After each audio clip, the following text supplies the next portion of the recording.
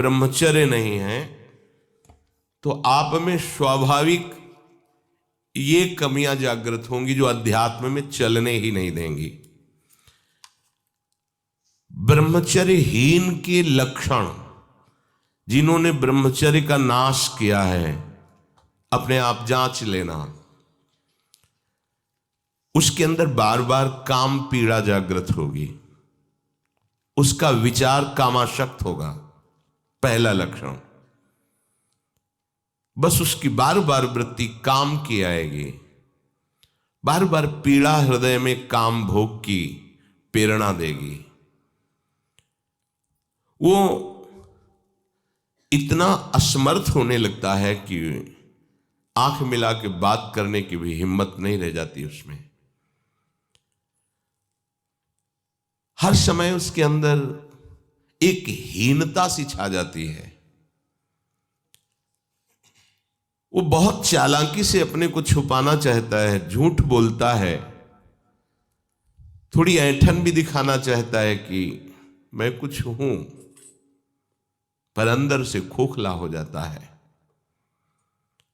ये दुर्गुण उसके अंदर जागृत होते हैं जो ब्रह्मचर्य का नाश करता है। उसके चेहरे में प्रसन्नता कभी झलक ही नहीं सकती, दुखी व उदास, जो ब्रह्मचर्य का नाश करता है। देखने से इस बदसूरत नजर आने लगेगा, चाहे जितना गोरा हो, चाहे जितना ऊपर से चिकनाहट लगाए हो, लेकिन उसके कपोल और नेत्र बदसूरत होंगे। चिकनाहट से मतलब नहीं है, एक आकर्षण होता है भागवतिक, वो उसमें नहीं होगा। स्वभाव बड़ा ही रुक्ष होगा, कड़ुआ होगा, बहुत ही हल्के स्वभाव का आदमी होगा। विश्वसनीय तो हो ही नहीं सकता, कामी पुरुष विश्वसनीय नहीं होता। वो कभी भी बदल सकता है, उसमें क्षमता नहीं है एक बात पर टिके रहने की। वो कसम खाए तो भी बहुत शीघ्र अपनी कसम तोड़ देगा। स्वभाव में कभी उसकी प्रसन्नता नहीं होगी, स्वभाव उसका चिड़चिड़ा बन जाएगा। रूखा होने के कारण नाक में गुस्सा रखी रहेगी, जरा सी बात में वो बहुत क्रोधित हो जाना, अपनी खोपड़ी फोड़ने लगना, दूसरों की फोड़ने लगना, अपने थप्पड़ मारने, मतलब एक जैसे कोई विक्षिप्त आदमी, पागल आदमी, ऐसी उसकी चेष्टाओं ने चीख चीख के बोलना, माथा पटकने लगना, ये लक्षण है ब्रह्मचर्य का नाश करने वाले के। वो जीता तो है पर मुर्दे की तरह निस्तेज, उसमें उत्साह, उसमें शूरवीरता, ये सब क्षीण होने लगती है। शूरवीरता काम क्रोध आदि को सहन करना है। उसके कपोल में हल्के हल्के से सांवले दाग प्रकट होने लगते हैं, एक झुर्री सी पड़ने लगती है। ये वीरनाश का लक्षण है। आंखें धस जाती हैं और उसकी हड्डियां कमजोर होने लगती हैं, बाल पकने लगते हैं, झड़ने लगते हैं। वीर भगवान के द्वारा दी हुई वो शक्ति है जिससे भगवत प्राप्ति में बहुत सहयोग होता है। ये जानबूझकर ऐसी क्रिया करते हैं जिससे वीरपात हो। रोग न रहते हुए भी इनको बहुत सी पीड़ाएं स्वाभाविक प्रारंभ हो जाती हैं। जर्जर, दुर्बल, भागवतिक कामों में निरुत्साह, भजन करना, परिक्रमा करना, समय से उठना, समय, ये सब उत्साहहीन होते हैं। थोड़ा भी परिश्रम या मेहनत करने पर हांफने लगना, थक जाना, दैनिक दिनचर्या बिल्कुल ठीक ना होना, चित्त में बहुत सी कुचिंताएं बढ़ जाना, थोड़े से डर की बात आते ही हृदय में ऐसी धड़कन होने लगना, भयभीत होने जाना, थोड़ा सा दुख एक पहाड़ जैसा लगना, थोड़ा सा भय ऐसा लगना कि अब क्या क्या होगा, घबराहट पैदा हो जाना, बार बार भूख लगना, पर वो भूख पचाने वाली नहीं होती, वीर नाश करने वाले को बार बार खाने की इच्छा होती है क्योंकि उसका लीवर खराब हो रहा है। ये अच्छा लक्षण नहीं बार बार भूख लगना कि बहुत बढ़िया लीवर काम कर रहा है, नहीं, अंदर कब्ज बन रही है, लीवर डाउन हो रहा है और आपको बार बार भूख ले रही। ये झूठ में फंसाया जा रहा है, ये झूठी भूख है जो तुम्हारा रोगों का घर बनेगी। उसकी जठराग्नि मंद पड़ जाती है, भोजन ठीक से पचता नहीं, मलबद्धता हो जाती, कब्जियत हो जाती है, परिणाम में बवासीर आदि कई तरह के रोग प्रकट हो जाते हैं। या तो नींद नहीं आने लगेगी या फिर ऐसी आएगी कि घंटों मतलब 8-10 घंटे सोए फिर भी उठे फिर भी आलस्य प्रमाद ये बना रहेगा। आंखों में हर समय भारीपन बना रहेगा, बिना किसी चेष्टा के रात्रि में स्वप्न दोष हो जाएगा, वीरपात हो जाएगा। ये उसके लक्षण है जो जानबूझकर ब्रह्मचर्य का नाश करता है।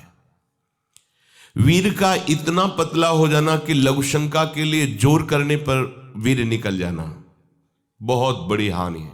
नए नए बच्चों में जब उनसे प्रश्न करते हैं कि आपके दर्शन से ऐसा महसूस होता है आप कोई गलत चेष्टा करते हैं, तो वो कहते हैं अब नहीं करता, लेकिन पहले जब आपसे मिला नहीं था तब होती थी, लेकिन लक्षण तो अब भी प्रकट हो रहे हैं। तो कहते वो स्वाभाविक वीरपात हो जाता है, स्वप्न दोष में भी और लघु शंका में भी। इसका कारण है आपने बहुत ही गलत आचरण किए हैं।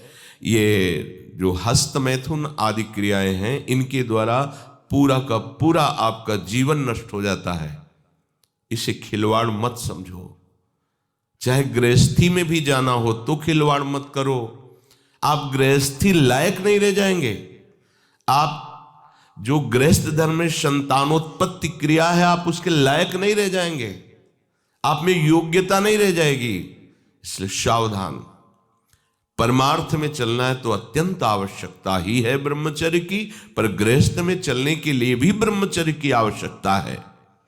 जहां वो पेशाब करने के लिए जोर लगाते हैं तो वीर स्खलित होने लगता है थोड़ी थोड़ी मात्रा में। ये हस्त मैथुन करने वालों का प्रधान चिन्ह है। इसका परिणाम यहां तक हो सकता है कि पुरुषत्व का नाश होकर नपुंसकता आ सकती है। हाथ पैरों के जोड़ पर बिना किसी कारण के दर्द होना, कमर में, गांठ में, जहां संधियां हैं, अस्थियों का जोड़ है, वहां दर्द होने लगना। सर में जरा भी विचार करने पर दर्द पैदा हो जाना। किसी विषय पर विचार कर या मंत्र में ध्यान कर तो सर में दर्द होने लगना। हाथ पैरों में शिथिलता आने लगना। दिमाग में एक सनसनी पैदा हो जाना। कानों से शाय शाय शब्द सुनाई देने लगना। नाटक, उपन्यास और गंदी बातें, अश्लील चित्र देखने में बड़ी रुचि हो जाना। सावधान होकर श्रवण करें।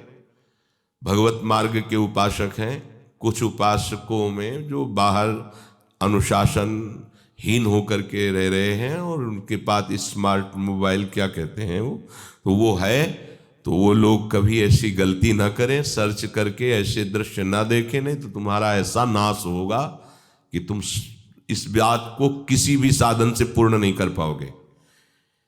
एक बार मछली की क्रीड़ा देखने पर शौभरी जैसे महात्मा कामाशक्त हो जाते हैं। एक बार वैश्या के साथ ऐसा कृत्य देख करके अजामिल जैसा संयमी ब्राह्मण भ्रष्ट वैश्यागामी बन सकता है। और आप देश विदेश की ऐसी गंदी फिल्में, गंदी बातें देखकर आप अपने को संयमी रख सकते हैं? क्यों आप अपना नाश कर रहे हैं? क्यों आप अपने शत्रु बन रहे हैं? उपासक समझता है कि कोई जानता नहीं है, लेकिन तुम जिसको जानने के लिए चले हो वो तो तुम्हें जान रहा है ना। वो कैसे तुम्हारे सामने आएगा? कैसे तुम्हारे मुख में नाम चलेगा? कैसे हृदय में भगवत प्राप्ति का उत्साह रह जाएगा यदि आप ऐसा? उपासक को नाटक, उपन्यास, सिनेमा, अश्लील चित्र, गंदी पिक्चरें बिल्कुल नहीं। क्यों अपना नाश कर रहे हो?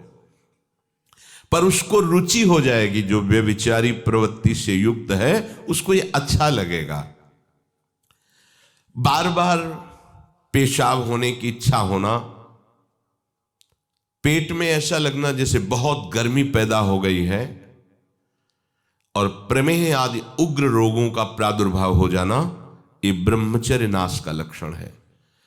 तलवे हथेलियों पर पसीना आने लगना, हाथ पैर में जरा भी काम करने के लिए चलो तो कंपायमान होने लगना, थोड़ा भी ऋतु परिवर्तन बीमारी को पैदा कर देना, थोड़ा सा गर्मी थोड़ा सा सर्दी बीमार हो गया, उसे प्रकृति का प्रहार सहन न करने की सामर्थ्य आ जाती है।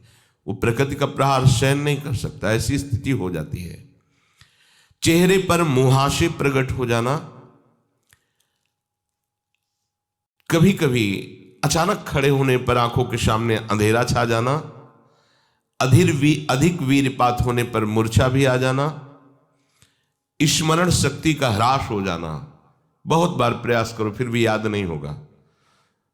और ब्रह्मचर्य सही है तो एक बार बोल दीजिए, 100 वर्ष बाद सुन लेना, वो अपने आप स्थापित हो जाएगा। ज्यादा पढ़ना लिखना नहीं पड़ता, एक बार बोलिए, वो 100 वर्ष बाद पूछ लीजिए, 100 वर्ष बाद उसकी स्मृति वैसे ही बनी रहेगी यदि वो ब्रह्मचारी है। चित्त का अत्यंत चंचल हो जाना, चित्त में बिल्कुल बल ना होना कि हम विषय से हटा के प्रभु में लगा सके, ऐसी सामर्थ्य नहीं, दुर्बल हो जाना, बार बार प्रतिज्ञा करना पर उसका निर्वाह न कर पाना, आज से मैं ऐसा नहीं करूंगा, 1 2 3 फिर गिर गया, वहीं गिर गया। हर कार्य बीच में छोड़ देना, किसी भी कार्य को सांगोपांग न करना, ये वीर्य पात करने वाले के लक्षण है। दिमाग में भयानक गर्मी रहना, नेत्रों में जलन उत्पन्न हो जाना, वह बिना किसी कारण के नेत्रों से पानी बहना, बहुत कम गलती में भारी गुस्सा आ जाना,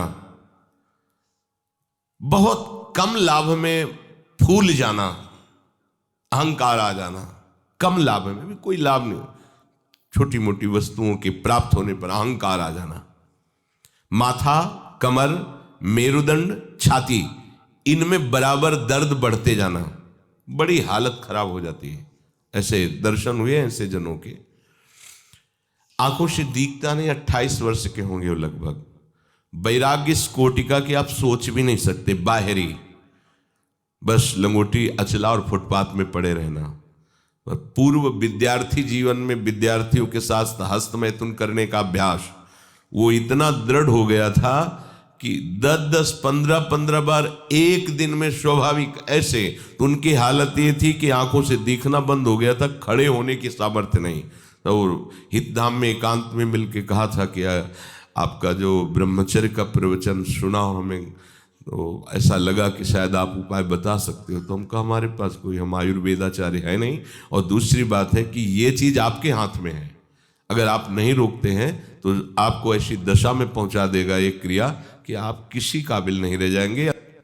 रीढ़ की हड्डी कमजोर हो जाती है और उसमें सीधे बैठने की सामर्थ्य खत्म हो जाती है, वो झुकाव ऐसे, वो झुक करके ही ऐसे बैठना। वीरपात करने वाले के मसूड़े में फूलना, मुख से दुर्गंध आना, शरीर का पसीना दुर्गंध युक्त होना, ये वीरवान के यहां से दुर्गंध नहीं आ सकती। जो वीरवान अर्थात जो ब्रह्मचारी है उसके यहां से दुर्गंध, उसके मुख से दुर्गंध नहीं आएगी, भले कुल्ला करे या ना करे, ये वीर में सामर्थ्य होती है। नाक के साइड में यहां कालिमा आ जाना, फिर वो कालिमा धीरे धीरे कपोलों में बढ़ते जाना, ये वीर्यनाश का लक्षण है। वीर्य नाश से उदर लंबा होना, पेट बढ़ना शुरू हो जाता है, आंतें बढ़ना शुरू हो जाती हैं, उसकी वाणी में मृदुता नष्ट हो जाती है, कर्कशता रुक्षता आ जाती है, उसका स्वभाव अप्रिय बन जाता है, छाती की हड्डियां दिखने लगती हैं, वो ना तो लोक में ना परलोक में किसी भी कार्य में उत्साह करने लायक नहीं रह जाता। वो जरा सी भी बात में बहुत बड़ा अपने को अपमानित होना समझता है। ये वीरपात से उसके अंदर दोष प्रकट हो जाते हैं। देख चरणों की सेवा मुझे श्री राधे, देख चरणों की सेवा मुझे मेरी श्यामा, मेरी किस्मत बना